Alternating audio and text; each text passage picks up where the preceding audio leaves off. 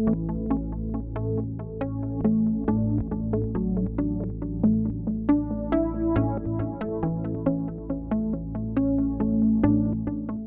everyone, my name is Andrea Miller and I am a graduate student in the Department of Resource Economics and Environmental Sociology.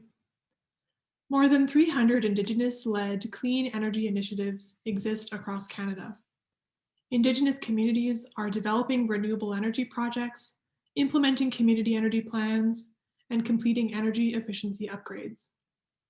At the same time, there is growing recognition of Indigenous rights and the acknowledgement that Indigenous communities have not experienced the same benefits and opportunities of Canada's past and ongoing energy development.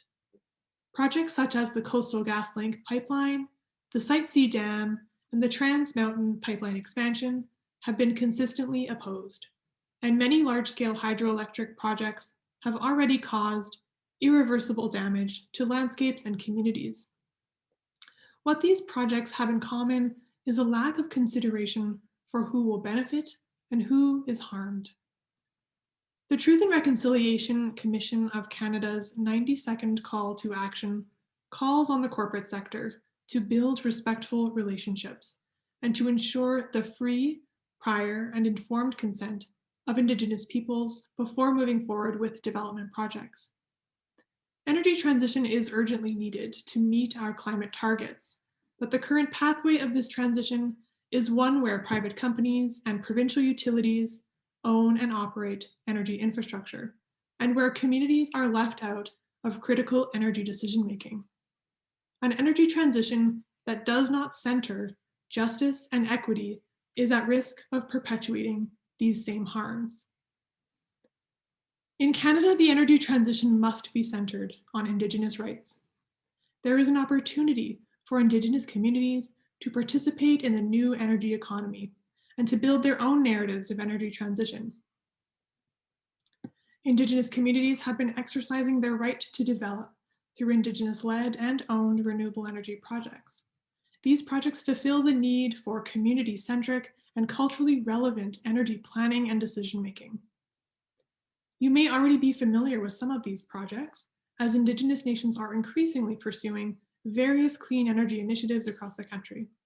And just as each of these projects and communities are unique, so are the motivations and challenges. So my research asks, what role do Indigenous-owned renewable energy projects play in Alberta's energy transition? And how does project ownership support further Indigenous involvement and control in the growing renewable energy sector? This project is a community-based research partnership. We have conducted interviews with members of Enoch Cree Nation to explore the possibilities of community-owned solar and community visions for energy transition.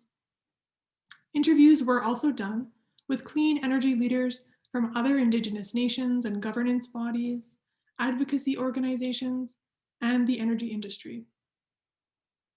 What we find is that project ownership gives communities control over their energy future.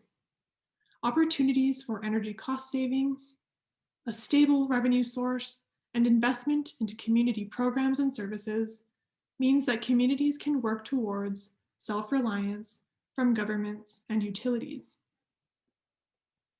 And partnering with both mainstream utilities and renewable energy players in these new ways create spaces for reconciliation to happen and to begin to rebuild relationships and trust that has been lost. Indigenous communities have unique strengths that will contribute to the coming climate-friendly economy. For Indigenous communities, these projects are a step towards their own transition at their own pace, as well as meaningful involvement in shaping the policy and decision-making of the broader energy transition. Thank you, everyone.